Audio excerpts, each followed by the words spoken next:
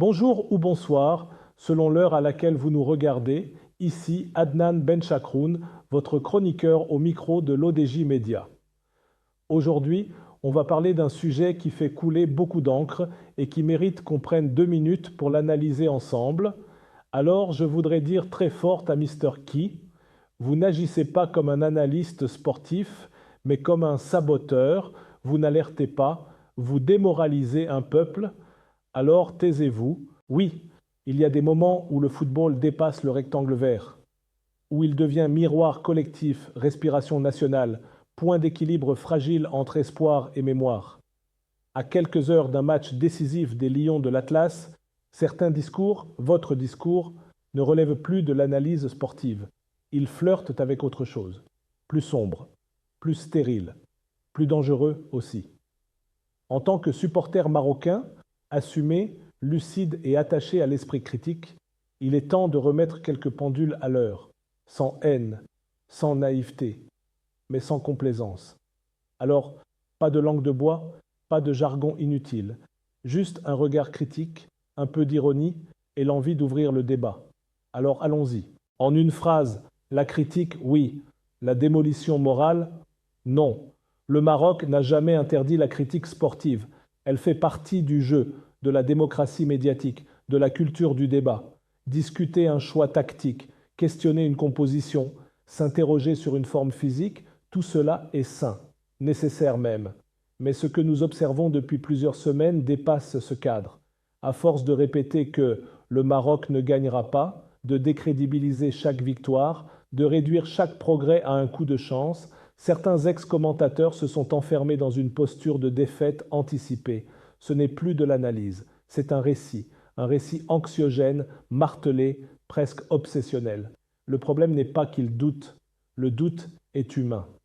Le problème est qu'ils installent le doute comme horizon unique, qu'ils parlent avant les matchs comme après des défaites imaginaires, qu'ils traitent l'enthousiasme populaire comme une naïveté coupable, voire comme une menace. Un supporter qui croit n'est pas un imbécile.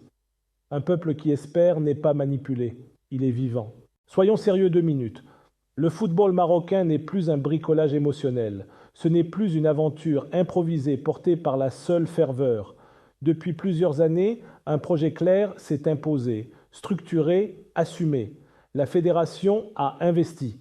Les infrastructures ont changé d'échelle. La formation s'est professionnalisée. Les choix techniques ne sont plus dictés par la panique ou la pression populaire, mais par une vision à moyen et long terme. Walid Regragui n'est pas un gourou intouchable, mais ce n'est pas non plus un figurant parachuté par hasard.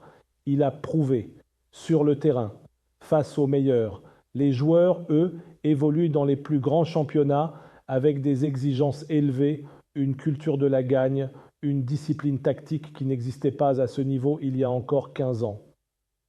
Ce Maroc-là est respecté, observé, redouté même. Continuer à parler du football marocain comme s'il était condamné à l'échec, c'est refuser de voir la réalité, ou choisir de ne pas la voir. Il faut se poser la question, sans paranoïa, mais sans naïveté. À force de noircir le tableau, de décrédibiliser toute dynamique positive, qui sert réellement ce discours? À qui profite votre défaitisme permanent? Certainement pas l'équipe, certainement pas les joueurs qui lisent, entendent, ressentent, certainement pas les supporters qui ont enfin le droit de rêver sans s'excuser, et certainement pas le football national qui a besoin d'un environnement exigeant mais stable. Le défaitisme chronique finit toujours par devenir une posture confortable, celle du « je l'avais dit », celle de l'analyste qui ne perd jamais parce qu'il a toujours parié sur la chute. Mais ce confort intellectuel a un coût collectif. Il érode la confiance, il installe une fatigue morale, il abîme le lien entre l'équipe et son public. Un ancien journaliste sportif n'est pas obligé de devenir le gardien du temple de la déprime nationale. Être supporter marocain aujourd'hui, ce n'est pas crier victoire avant le coup d'envoi. Supporter n'est pas renoncer à l'esprit critique. Ce n'est pas nier les failles, les limites, les risques. Le football reste imprévisible. La CAN reste un tournoi piège. Jouer à domicile ajoute une pression supplémentaire. Mais croire, soutenir, pousser, ce n'est pas être aveugle, c'est faire un choix émotionnel assumé. C'est comprendre que le sport de haut niveau se joue aussi dans les têtes, que la confiance est une ressource stratégique. Les grandes nations sportives l'ont compris depuis longtemps. Elles protègent leurs équipes dans les moments clés. Elles débattent, oui, mais elles ne sabotent pas l'élan collectif à la veille des batailles. Le Maroc mérite cette maturité-là. Sachez, Mr. Kawhi, qu'un peuple uni derrière ses lions, ce n'est pas un danger, c'est une force. Il y a quelque chose de profondément sain dans l'élan populaire autour des lions de l'Atlas. Des familles, des jeunes, des anciens, des villes entières qui vibrent ensemble. Dans un monde fragmenté, saturé de mauvaises nouvelles, ce lien-là est précieux. Le réduire à une manipulation émotionnelle ou à une hystérie collective est non seulement faux, mais méprisant. Le peuple marocain sait faire la part des choses. Il sait applaudir sans idolâtrer. Il sait critiquer sans détruire. La monarchie constitutionnelle, l'esprit d'unité nationale, l'islam de tolérance, la diversité sociale et culturelle du pays ont toujours trouvé dans le sport un terrain d'expression apaisé. Le football, quand il est porté avec intelligence, rassemble sans exclure.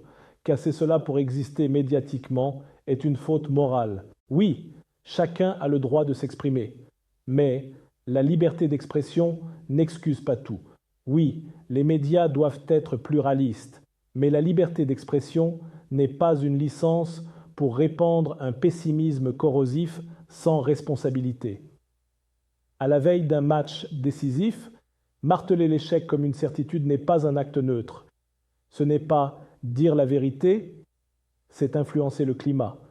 Et parfois, consciemment ou non, saboter ce qui est en train de se construire. Un journaliste, même à la retraite, porte une responsabilité symbolique. Sa parole pèse, elle façonne des imaginaires, elle peut éclairer ou assombrir. Dans ce contexte précis, choisir systématiquement l'angle le plus anxiogène n'est pas du courage intellectuel, c'est une facilité. Sachez que les lions de l'Atlas avancent. Le reste, c'est du bruit. Les lions de l'Atlas n'ont pas besoin d'un unanimisme artificiel. Ils n'ont pas besoin d'être sanctifiés. Ils ont besoin d'un environnement juste, exigeant mais loyal, critique mais constructif. Le reste est du bruit, du commentaire avide, de la posture, de la nostalgie parfois déguisée en expertise.